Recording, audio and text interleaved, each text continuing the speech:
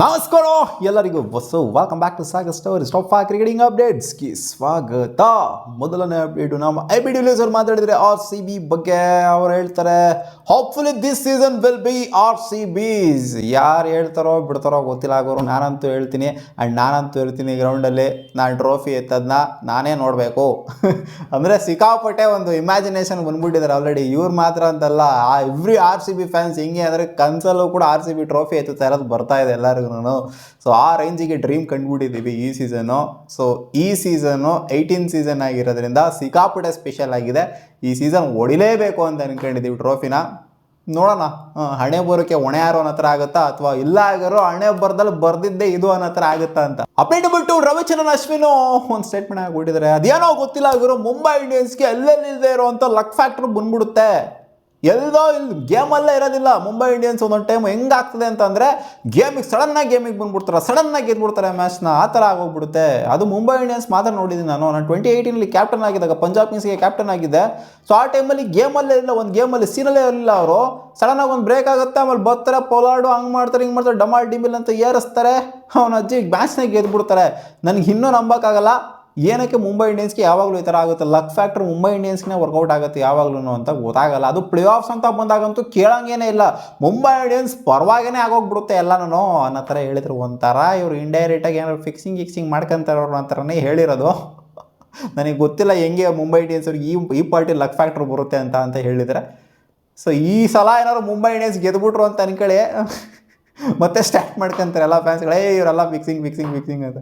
ಒಂಥರ ಹಂಗೆ ಅನ್ಸುತ್ತೆ ಮುಂಬೈ ಇಂಡಿಯನ್ಸ್ಗೆ ಎಲ್ಲಿಲ್ದಿರೋಂಥ ಲಕ್ಗಳು ಈ DRS ವಿಚಾರದಲ್ಲಾಗಿರ್ಬೋದು, ಒಂಥರ ಅಂಪೈರ್ ವಿಚಾರ ಅಂತ ಎಲ್ಲ ಬಂದಾಗ ಮುಂಬೈ ಇಂಡಿಯನ್ಸ್ ಪರವಾಗಿನೇ ಸುಮಾರು ಸಲ ಡಿಸಿಷನ್ ಹೋಗೋದು. Update number 3 big news. ಇವತ್ತು ಯುಜ್ವೇಂದ್ರ ಚಾಹಲ್ ಅವರು ಆಡುವಂಥ ಎಲ್ಲ ಲಕ್ಷಣಗಳು ಎದ್ದಿ ಕಾಣಿಸ್ತಿದೆ. ಕಳೆದ ಫ್ಯೂ ಮ್ಯಾಚಸ್ಸು ಇವರು ಇಂಜುರಿ ಕನ್ಸರ್ನ್ಸ್ಗಳಿಂದ ಮಿಸ್ ಔಟ್ ಆಗಿದ್ರು. ಒಂದು ಬಿಗ್ ಲಾಸ್ ಆಗಿತ್ತು. ಯಾಕಂತಂದರೆ ಇವರು 115 ಎಲ್ಲ ಡಿಫೆಂಡ್ ಮಾಡ್ಕೊಂಡ್ರಲ್ಲ, ಅವಾಗ 4 ವಿಕೆಟ್ ಎಲ್ಲ ಎತ್ಬಿಟ್ಟು.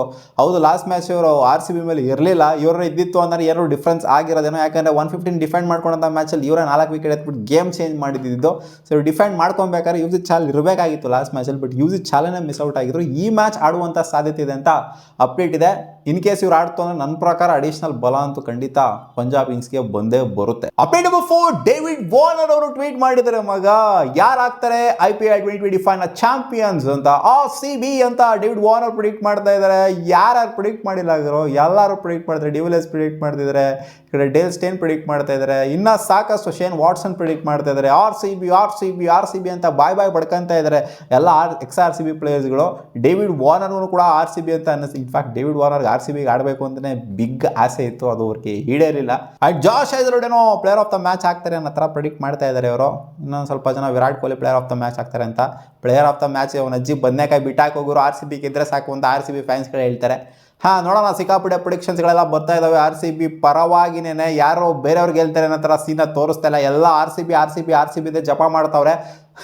ಯಾರು ಮುಂಬೈ ಇಂಡಿಯನ್ಸ್ ಗೆಲ್ತಾರೆ, ಪಂಜಾಬ್ ಕಿಂಗ್ಸ್ ಗೆಲ್ತಾರೆ ಅಂತ ಒಬ್ಬರು ಕೂಡ ದೊಡ್ಡ ಎಕ್ಸ್ಕ್ರಿಕೇಟರ್ಸ್ ಅಂತೂ ಹೇಳ್ತಿರೋದಂತೂ ಕಾಣಿಸ್ತಾನೆ ಇಲ್ಲ. ಬರೀ RCB ನಾಮ ಜಪ ಮಾಡ್ತಾವ್ರೆ. ಇದೇನಾದ್ರು ಆಯಿತು ಅಂತಂದರೆ ಎಲ್ಲರೂ ಪ್ರಿಡಿಕ್ಟ್ ಮಾಡ್ದಂಗಾಗತ್ತೆ ಅಂತ. ಇಲ್ಲ ಅಂತಂದರೆ ಈ ಒಂಥರ ಸೀಸನ್ ಹೆಂಗಿದೆ ಅಂತಂದರೆ ಇದು RCB ಸೀಸನ್ ಅಂತ ಅನ್ಕೊಂಡ್ಬಿಟ್ಟಿದ್ದಾರೆ ಎಲ್ಲರೂ. ದೊಡ್ಡ ಕ್ರಿಕೆಟರ್ಸ್ಗಳನ್ನೇ RCB ಸೀಸನ್ ಅಂತ ಹೇಳ್ತಿದ್ದಾರೆ. ಸೊ ನೋಡೋಣ, ಹೋಪ್ ಫಾರ್ ದ ಬೆಸ್ಟ್ ಅಷ್ಟೇ. ಅಪ್ಡೇಟ್ ನಂಬರ್ 5 ರವೀಂದ್ರ ಜಡೇಜಾ ಒಂದು ಸೆಟ್ ಮಾಡಿಕೊಂಡಿದ್ದಾರೆ. My cricket journey is between 2 Mahendras. One is Mahendra Singh Chauhan, ಅವರ ಚೈಲ್ಡ್ಹುಡ್ ಕೋಚ್ ಅಂತೆ. ಇನ್ನೊಂದು ಮಹೇಂದ್ರ ಸಿಂಗ್ ಧೋನಿ ಅಂತೆ.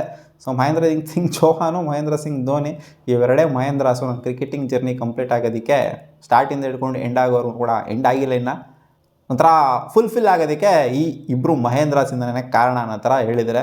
I have told this to ಮಹಿಬಾಯ್ 2 ಅಂತ ಹೇಳಿದ್ದಾರೆ. ಇವಾಗ ಕಮೆಂಟ್ ಸೆಕ್ಷನಲ್ಲಿ ಹಾಕ್ತಿರಾ ಗೊತ್ತೋ, ಜಡೇಜಾ ದೊಡ್ಡ ಬಕೆಟ್ ಹೋಗಿರೋ ಧೋನಿಗೆ ಅಂತ.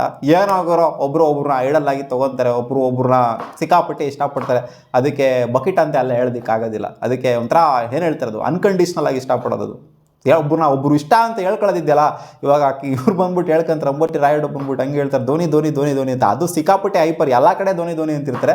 ಅದು ಕೇಳ್ಬೋದು, ಅದು ಕುಗಿಬೋದು, ದೊಡ್ಡ ಬಕೆಟ್ ಹೋಗಿರೋ ಹತ್ರ. ಇವರು ಅವಾಗ ಹೇಳೋದಕ್ಕೆಲ್ಲ ಹೋಗ್ಯೋಕ್ಕಾಗೋದಿಲ್ಲ. ನಾವು ಐಡಲ್ ಥರ ತೊಗೊಂಡಿದ್ದಾರೆ ಅಂತ ಹೇಳ್ಬೇಕು. ಅದೇ ಅಂಬಟಿ ರಾಯುಡ್ಗಾದ್ರೆ ಬಾಯಿ ಬಿಟ್ರೆ ಧೋನಿ ಅಂತಾನೆ. ಮತ್ತೆ ಸಿಗೋಣ ಮುಂದಿನ ವಿಡಿಯೋದಲ್ಲಿ. ಇಷ್ಟ ಆಗಿರೋ ಟಾಪ್ 5 ಕ್ರಿಕೆಟಿಂಗ್ ಅಪ್ಡೇಟ್ಸ್.